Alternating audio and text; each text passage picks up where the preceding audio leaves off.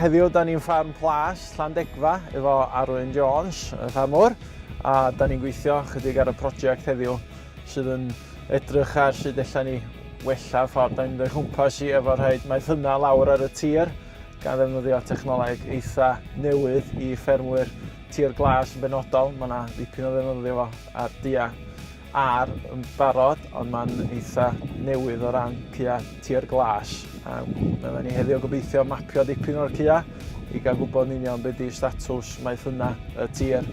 A mi fydd hyn wedyn yn galluogi Arwyn ddefnyddio y technoleg sgynna fo ar ei beirianna i roi gwrtaeth lawr ar wahanol gyfraddau dros y tir.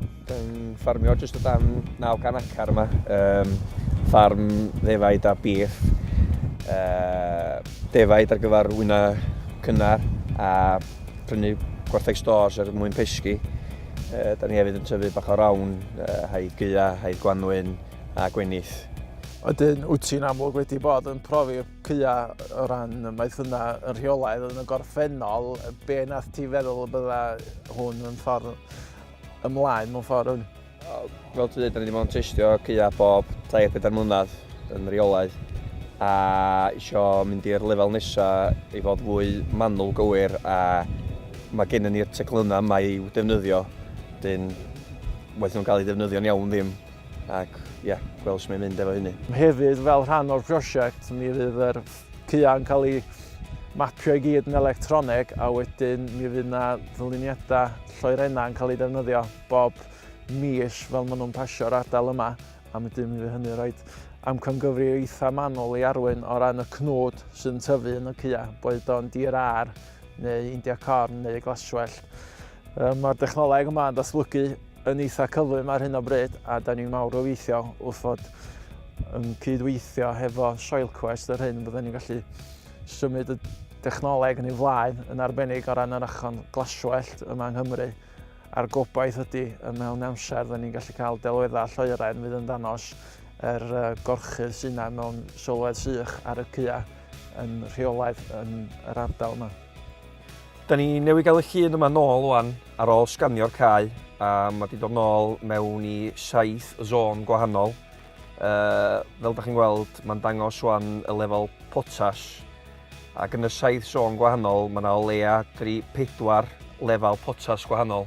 Be da ni'n gobeithio wneud wan ydy rhoi hwn mewn i'r meddalwedd yn yr tractor pan fyddwn ni roed y potas lawr ac o'n ni roed y ret gwahanol i'r zones gwahanol. Yr arbenigwr sy'n gweithio fan ni ar y prosiect yma ydy Ben Burgess o SoilQuest a mae o wedi bod yn uwchlwytho yn mapio heddiw i'r meddalwedd sydd gennyn nhw a wedyn mi fydd yn cynhyrchu mapia penodol i bob cae yma ac fydden ni'n dilyn ymlaen o hynny o ran sut da ni'n mynd o'i chwmpas i fod gwrtaeth i'r tir yma. I'm Ben from AgriSoilQuest. And we're a company that's come in today at Plas here to look at new technologies and utilising it in grass. We're looking to try and utilise modern technology and technology in grassland farming to target our inputs in a more accurate approach. What we've got here is we've got an electroconductivity scanner, to all intents and purposes a giant resistance meter or voltmeter. It's firing an electric pulse into the ground as we drive up and down the field. That pulse is pulsing down to between 20-30 centimetres and a metre. We are receiving that image back into a data logger and that is giving us our image of difference. In simple terms, there are 2 positively charged discs out across the beam. Those pulse into the ground. There are 4 receiver discs, each receiving a pulse back. To all intents and purposes, heavier soil, higher clay content will give us a stronger reading, more conductive. Lighter soils and sands will give us a more shallow reading, or what we would class as a less conductive soil. So here today we've sampled 55 acres, or scanned 55 acres.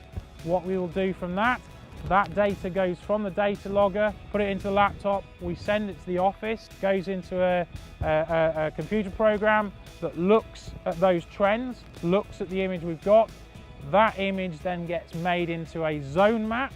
We put that onto a memory device. It goes into a GPS unit that we utilise on the quad bike, so that the operator on the quad bike knows exactly where he is in the field. He will then go to the specific zones that we've predetermined using the Verus or the electroconductivity scanner behind me, and he will use an auto sampler within those zones to take the soil samples.